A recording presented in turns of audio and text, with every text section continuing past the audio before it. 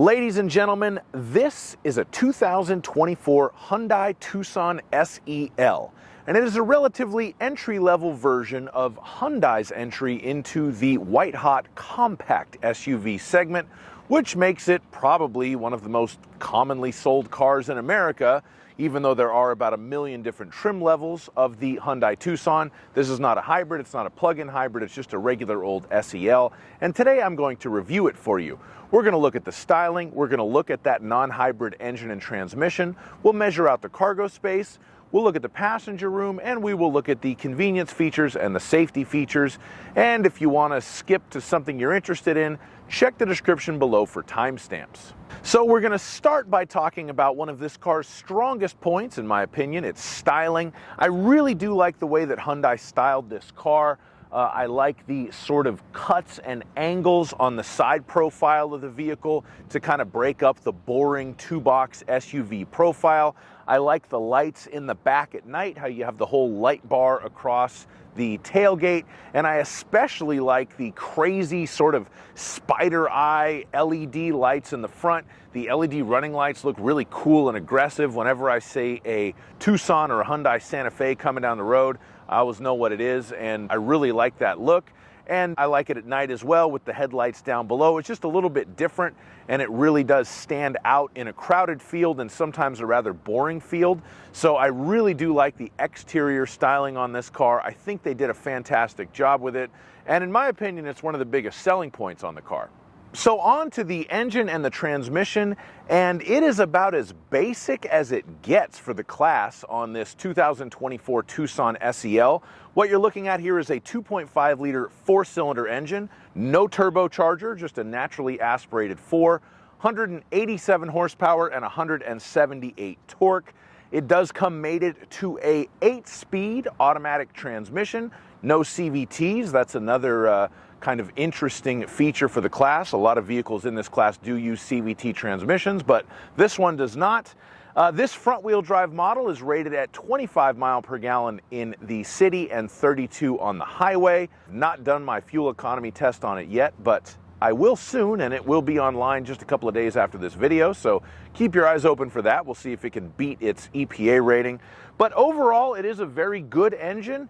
It's smooth. The sounds are pretty good out of the four-cylinder, and if you're one of those people who doesn't trust turbochargers long-term and doesn't trust CVT transmissions long-term, this could be an excellent choice for you because it doesn't have either one of them. Now we are going to measure out the cargo space in the back of the Hyundai Tucson. So we will open the power liftgate and get our laser tape measure and do just that.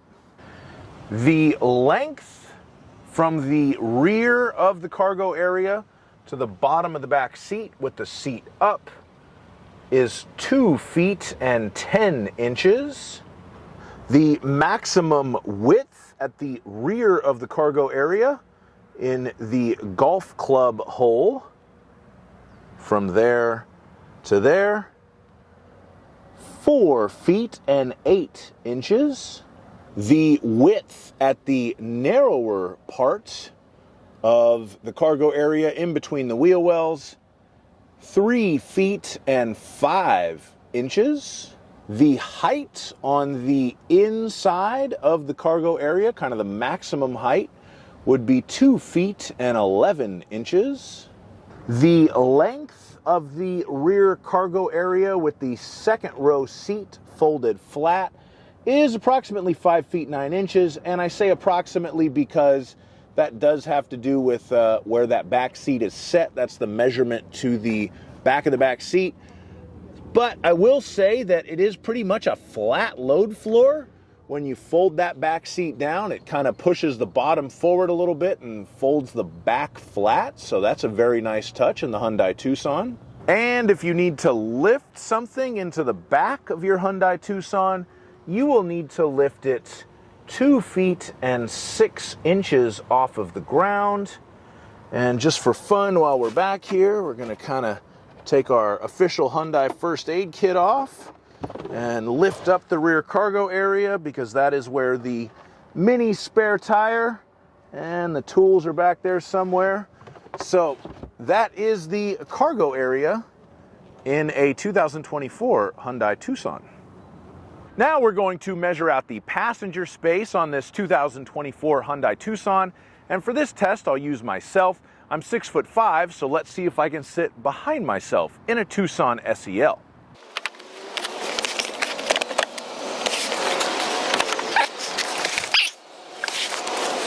Okay, so the answer to this question is definitely yes. I have set the front seat so that my knees are not touching the dash, my head is not touching the ceiling. I have plenty of room in the front. And if I move into the back seat, once again, knees are not touching the back, head is not touching the ceiling. You can actually recline the back seats in this model, so you can see the one behind the driver is pretty upright, and I've leaned mine back. Behind me in my natural driving position, there isn't too much room, but I could move that seat up a little bit if I needed to.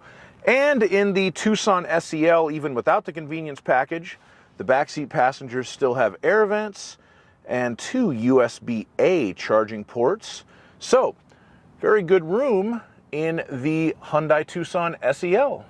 Now we're going to move on to the convenience features, and this is just a regular Tucson SEL. It does not have the convenience package, and it's only one step up from a base, and it kind of shows. We have cloth seats. The cloth is very nice material, but it's cloth nonetheless. We do have a power driver's seat, and the front seats are heated. We also have dual zone automatic climate control, so we can set different temperatures for the driver and the passenger. And the touchscreen is relatively small, but it does include wireless Apple CarPlay and wireless Android Auto as standard on the SEL model. We also have wireless charging in the realm of wireless things.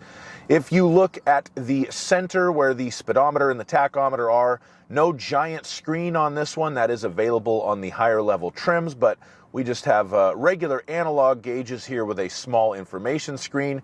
I actually kind of like the way it looks. It doesn't really bother me, but it is sort of weird to get into a brand new 2024 car and not see it all be screen right there.